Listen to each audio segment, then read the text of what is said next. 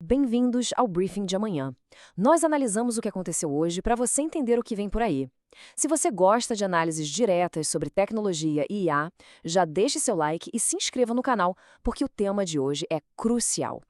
Essa pergunta parece até um contrassenso, né? Porque, poxa, depois de anos de uma política super restritiva, Washington agora está sinalizando uma mudança radical.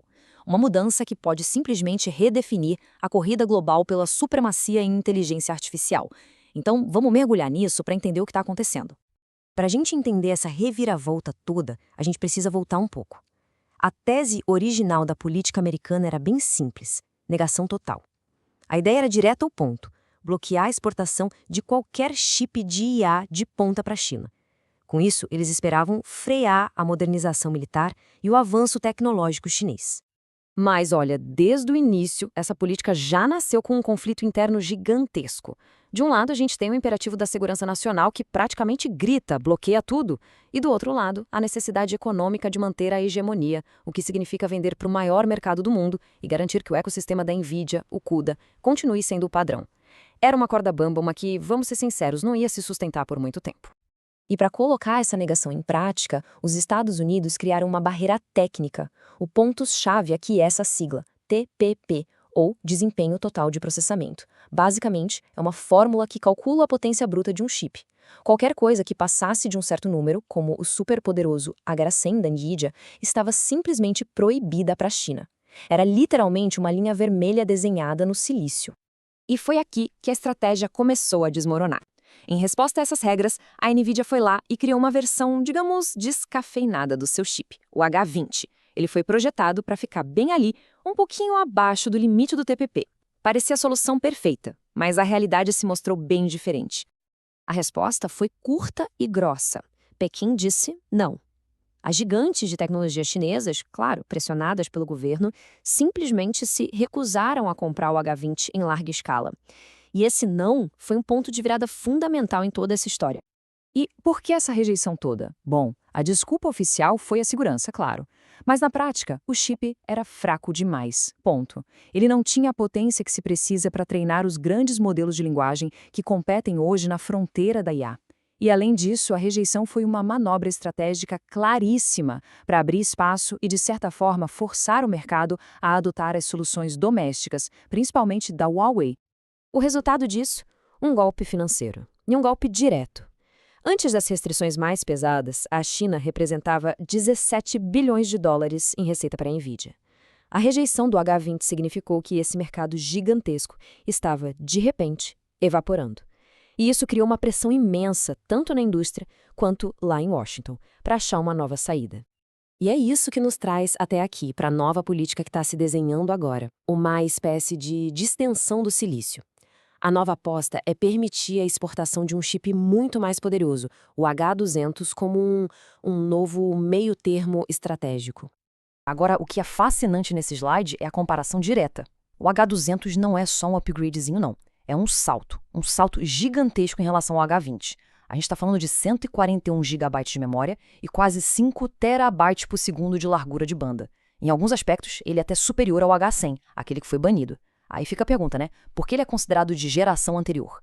Porque a arquitetura por trás dele é mais antiga. É um chip potente o suficiente para ser atraente para a China, mas que já está um passo atrás do que os Estados Unidos têm de mais novo. A lógica por trás disso tudo é a tal da estratégia dos 18 meses. A ideia é manter uma vantagem tecnológica constante. Os Estados Unidos vendem a tecnologia de ontem, como o H200, para financiar a pesquisa e o desenvolvimento da tecnologia de amanhã, como a nova arquitetura Blackwell. Mas não dá para se enganar. Isso não é uma solução final. É um jogo de gato e rato, uma tentativa de calibrar o avanço do adversário enquanto se mantém sempre um passo à frente. Falando em gerar projetos do papel, se você se inspira nessas inovações e quer criar seu próprio portfólio de tecnologia, estudar na maior escola de Python e IA do Brasil é o que você precisa. Por isso, recomendamos a Azimuv Academy. Aprenda a criar sistemas com inteligência artificial, dashboards, web apps, realizar análise de dados, automações de sistemas e muito mais. É só acessar o link aqui na descrição ou apontar para o QR Code que está na tela. E claro, enquanto os Estados Unidos estão lá calibrando a política deles, a China não está parada. Muito pelo contrário. Eles estão acelerando a própria corrida pela autossuficiência. E quem está na liderança dessa corrida? a Huawei. Este gráfico aqui ilustra a situação perfeitamente. A Nvidia ainda domina, mesmo vendendo um produto inferior como o H20. Mas olha só a Huawei. Já tem uma fatia bem significativa do mercado e não para de crescer. É a ameaça de uma alternativa doméstica real que, em parte, força a mão dos Estados Unidos a oferecer um produto melhor como o H200. E a China tem uma vantagem que não está no silício. Como disse o próprio CEO da Nvidia, o Jensen Huang, a capacidade chinesa de construir infraestrutura, como data centers, e gerar energia numa velocidade absurda é uma vantagem estrutural gigantesca. Eles podem até ter o hardware um pouco atrás, mas conseguem colocar esse hardware para funcionar muito, muito mais rápido. No entanto, o verdadeiro calcanhar de Aquiles da China é a fabricação. Por causa das restrições em equipamentos de litografia avançada, as taxas de rendimento, o yield dos chips da Huawei, são baixíssimas, coisa de 20% a 40%. Isso significa que para cada 100 chips que eles tentam fazer, só uns 20 a 40 saem bons. E é isso que torna a importação de um chip confiável e de alta performance como o H200 algo tão atraente para eles. O que nos leva ao jogo final. Essa nova política do H200 está muito longe de ser um consenso. Na verdade, ela enfrenta uma oposição ferrenha lá em Washington, que vê essa medida como uma capitulação perigosa.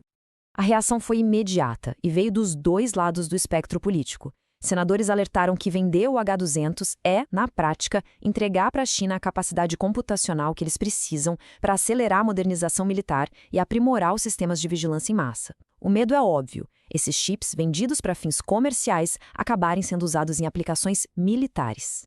E essa oposição não ficou só no discurso, não. Foi proposto o Safe Chips Act como uma contramedida direta. A ideia é criar uma lei que proibiria por 30 meses a exportação desses chips avançados para adversários. Isso cria um choque direto entre o Congresso e a Casa Branca, jogando uma nuvem de incerteza gigantesca sobre toda a indústria. E assim a gente chega na questão final. Essa nova aposta no H200 é um movimento de mestre. Um checkmate que equilibra lucros com segurança, mantendo o ecossistema americano dominante e, ao mesmo tempo, financiando a próxima geração de tecnologia? Ou será que é um erro de cálculo fatal que entrega ao principal adversário estratégico a ferramenta exata que ele precisa para diminuir a vantagem tecnológica dos Estados Unidos? A resposta para essa pergunta vai definir o futuro da tecnologia na próxima década. Obrigada por assistir ao briefing. Se esse vídeo te ajudou, não se esqueça de deixar o like e se inscrever para não perder a análise de amanhã. Até a próxima!